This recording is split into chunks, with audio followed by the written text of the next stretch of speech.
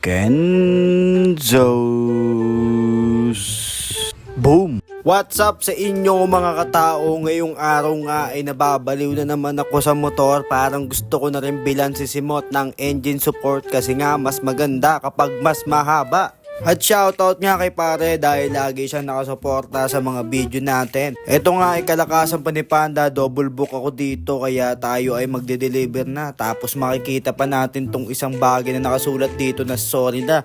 Ba't kaya siya nang sorry na? Siguro magkaaway sila pero sweet yun mga par.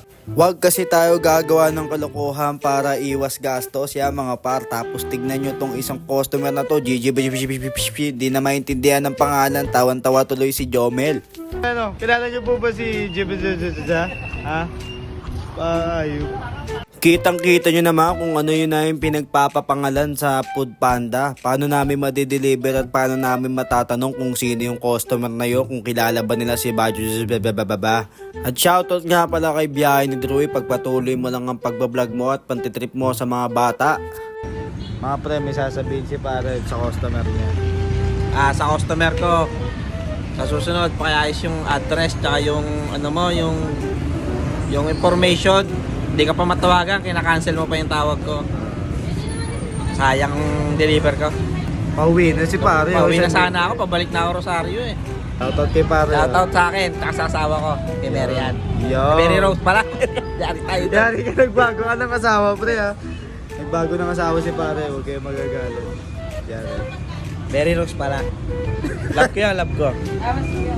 Shoutout kay Panda, taas-taasan mo naman yung per mo, 10 pesos. Ano yan eh, pambike eh. Ayun. Bagong customer, kaya mga customer dito.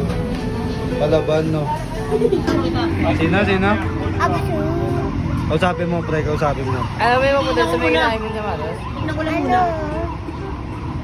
Di ko alam yun. Kasing niya. Niya, chao chichi. Mga chichi. Siya? Asong wangal. Ito, ikaw. Ano na ba yan? Kasi ba yan? Grabe siya. Siya.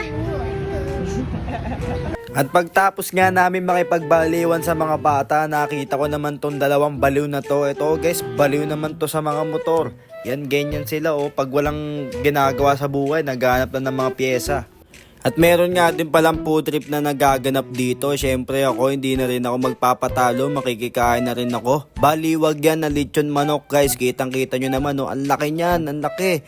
Hindi na nila kayang ubusin pero nagugutom na ako kaya ako na ang uubos. Tapos mapapaisip ka pa dito sa kasama mo guys kung ano ba yung pinapanood niya, kung masaya ba yung mga pinapanood niya o malungkot kasi yung mukha niya hindi ko maipinta. Shoutout nga pala sa iyo pare, yan na yung video mo, kitang kita ka na.